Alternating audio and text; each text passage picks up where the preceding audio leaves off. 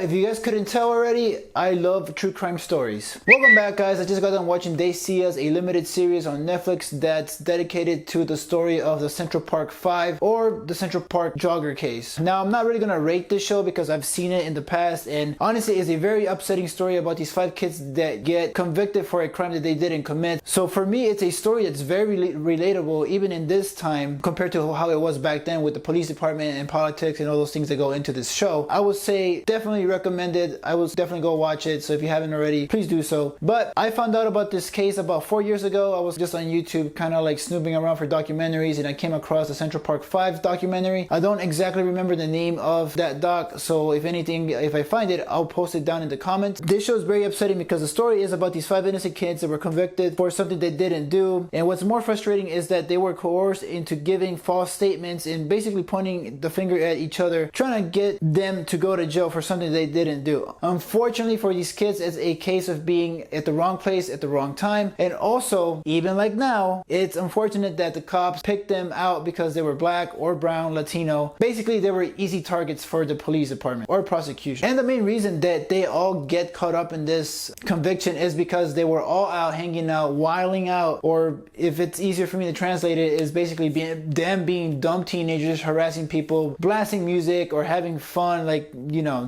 I guess they would call that having fun, I'm not sure. But wilding out is what they were doing, and unfortunately for them, the cops showed up at the time of the crime. So a quick background about the story. On April 19th, 1989, Trisha Maylee, the jogger, was out jogging around 9 p.m. in Central Park, New York, which is already a little bit late for me, 9 p.m. And then she gets attacked by the actual perpetrator, who we will talk about later. She gets raped, beaten, and left for dead. It is reported that she lost about 3/4 of her blood, so it's a miracle that she's alive. Like, she was left in a coma for about 12 days. She lost some memory loss, and she also like kind of lost the ability to speak normal and like walk normal, but obviously she recovered from that, and she even wrote a book about what happened. But eventually this is what led up to the prosecution to convict these 5 kids. Now I'll talk about the actual perpetrator towards the end of the video. So let's actually talk about the actual show, because it starts off with them getting in trouble. You know, the whole wilding out thing starts off, you know, the rape, everything's basically being set up for them to go to jail and, you know, get interrogated by the police. Felicity Huffman, who plays Linda Farstein, did a good job in portraying this character according to, you know, whatever was written in those documents, because she basically becomes the Joffrey or Ramsay of the show. And honestly, if this lady, Linda Farstein, is the exact same person that was depicted in the show, then I would say, yeah, you kind of deserve all this backlash after a lot of people have watched the show. A lot of people are on her ass on Twitter and on social media because of what she did to get these kids. Even in the show, she believes that the 5 kids, even when the perpetrator comes out to light and says, you know, I'm the only one that did it, nobody else helped me, you know, I'm the actual guy that did the raping and almost killed this lady. She did not believe that story. So this lady went to extreme lengths to get these kids to confess to something they didn't do. The kids were also great. They showed great emotion, and I saw them as that kid. They really sold me on it. My main standout for me is Jarrell Jerome. I watched him as a different character in Moonlight, and man, this kid could act. But now seeing him in this show, he really like stood out from the rest of the cast. Like, I think he was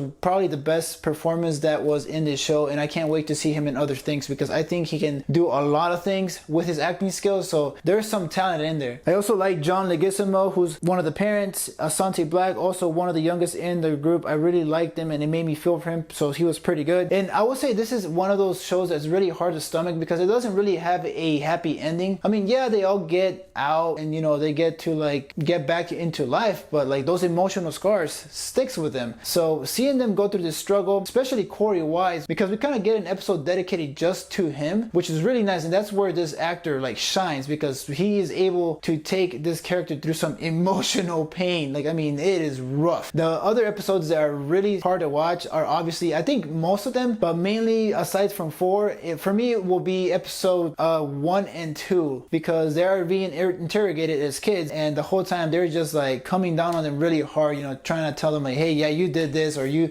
saw Antron raping her, or you saw Corey doing this and Corey doing that. What's even sad is that Corey went down with Yusuf to the station because Corey felt bad that Yusuf had to go through that, and he was worried that his mom would be mad at Yusuf for not coming home early. Now the show itself kind of does get political. I mean, there's a whole lot of things with Trump, and there's a lot of like punches thrown at him, like, you know, a lot of shade basically. So I'm not really good with politics, so I'll let you guys figure that one out on your own. Let me know what you guys think about that in the comments. They all got convicted of rape in this sexual assault case. They either spent from 5 to like 6-10 years, I believe, but Corey Wise was the one that got the most jail time. Now one of the things that they do in the show is a time jump, and that happens between episodes 2 and 3, where they get incarcerated, and then in episode 3 some of them are getting out, and by that time they're like super old. So in a way that kind of threw me off, because I was like, wait, who's who? I think Yusuf is the only one that could like kind of figure out who it was, but they kept Corey Wise's actor the same, and they did a good job in aging him. So if you guys can't tell, Corey Wise was my favorite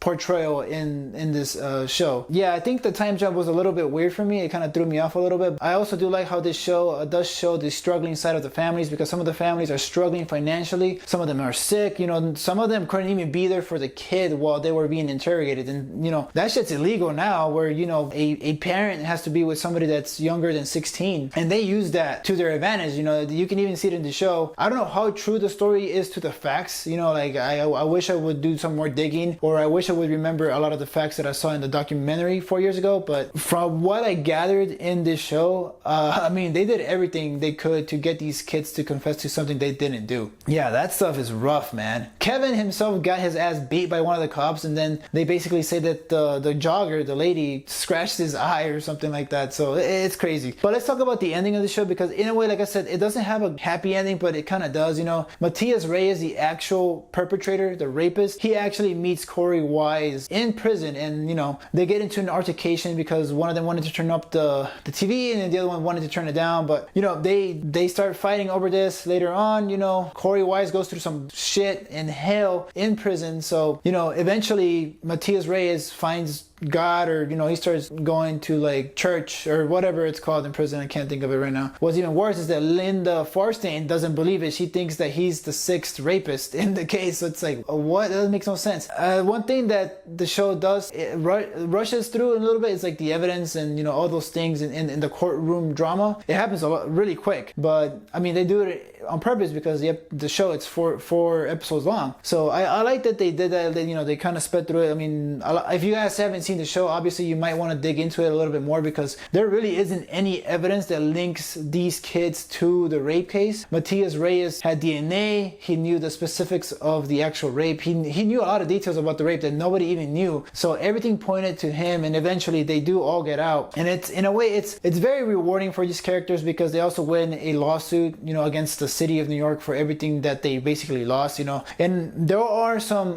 interviews between the actual Central Park 5 that they talk about, you know, how these emotional scars are still with them, and some of them are still battling with all the shit that they had to go through within jail. So I mean, it's not over for them. I mean, this is a struggle for all of them, and I'm pretty sure the lady that was raped, I'm pretty sure she still struggles with this. I mean, even though she didn't remember the rape, maybe she will remember it, or she has remembered it since then. So the convictions themselves were vacated in 2002, so that got taken off the records, and they won a lawsuit of like over $40 million, split between all 5 and then their lawyers and stuff like that. So I mean, that's a good chunk of money. But like they say in those interviews, man, that shit ain't gonna bring back my time, and that's true. So yeah, those are my thoughts, man. That this show kind of made me mad, but at the same time, it's like I'm happy that they brought this to light, because I mean, this shit's going on now in 2019. So I mean, it's like times changed a little bit, but not really. So I don't know. Let me know what you guys think down in the comments. And I am going to be reviewing some of the episodes, or I guess each episode of Black Mirror, so make sure to check that out. If there's any other case or any other true story that you guys want me to cover or talk about, please let me know in the comments. But make sure you follow me on Twitter and on Instagram. And as always, guys, stay tuned.